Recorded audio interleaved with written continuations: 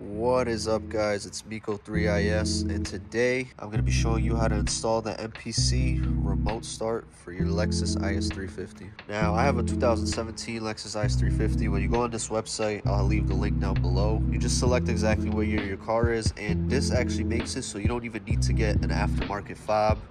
You'll just literally use your regular key fob. So for example, you're just going to press the lock button 3 times, and on the third one, you're going to hold it.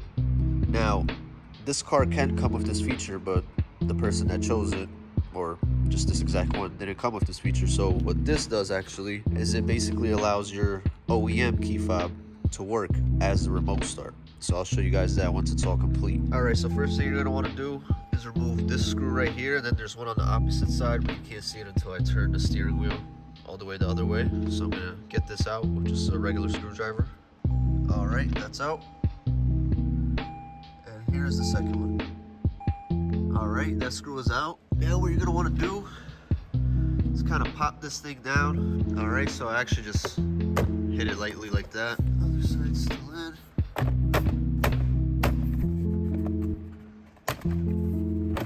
Sounds bad, but just like that, it's out.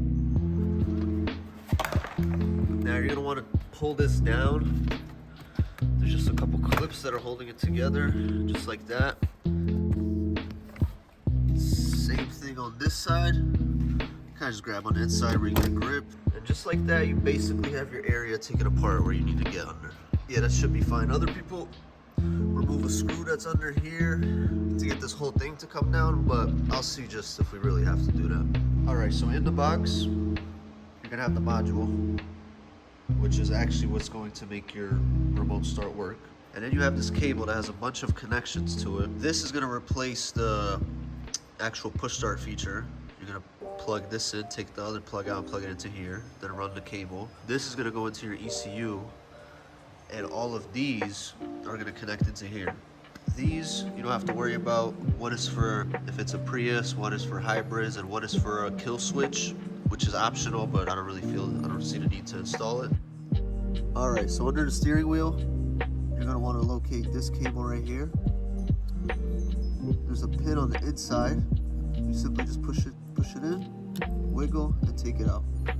And that is the push to start. All right, it's very important that every connection you make, you hear a click, because otherwise it's not going to work. You are not going to get power. All right, then you're going to take the other end that's connected to the cable. It's going to mimic the original. Find the connector, the connection right here. Just kind of guessing. There you go. And just like that, it's clipped in. So we got the push start connected to the actual cable. Now we're going to take the ECU female and male end and unplug the one that's in the car. There is 2 cables back there that are stacked on top of each other. I just focus right in on them. Let me point out which one I'm referring to. So you're gonna want to get this one. Wow, I did this on a 2014 Lexus. I can't even fit my hand in here. This is much easier. You're gonna want to take this out right here, just like that. All right, I don't have much space to work here, but as you can see, that's the original ECU plugged into the female end of the T-harness.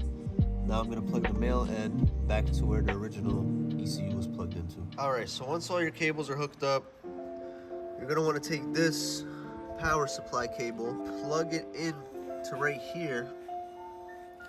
But as you're doing that, you're gonna have to hold this button down. So you're gonna hold the button down, plug in the cable, and then you have to stop it at the exact time that the blue light is on. I will show you guys exactly what I mean right now. I just gotta set up the camera. All right, you wanna press this button down, then take this, wrong side, plug it into here. All right, and you see how the light's blinking? When it gets to that, you're gonna wanna let go. So 1, 2, 3. And just like that, the module should be programmed. All right, next, you're just gonna plug in all the remaining connections. This goes up here, the white and red go here. There is gonna be ones that you're not gonna have to use, so just don't worry about those. I'm gonna tape those off after and just tuck them away. All right, so once you have all your connections plugged in, you're gonna wanna press the push start button twice.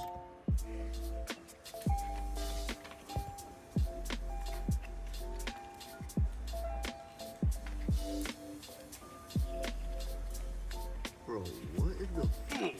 Oh. And you're gonna wanna wait till it starts blinking like this. You're gonna have to wait till it starts blinking like this. It takes about 10 to 15 seconds. And then this is how you know that it's ready to go. Now to actually start the car, you're gonna wanna press the lock button 3 times, and on the 3rd press, you're gonna wanna hold it. You don't wanna do it too slow or too fast, just 1 second in between. And you'll know it works when it beeps again. I think you just let go at that point.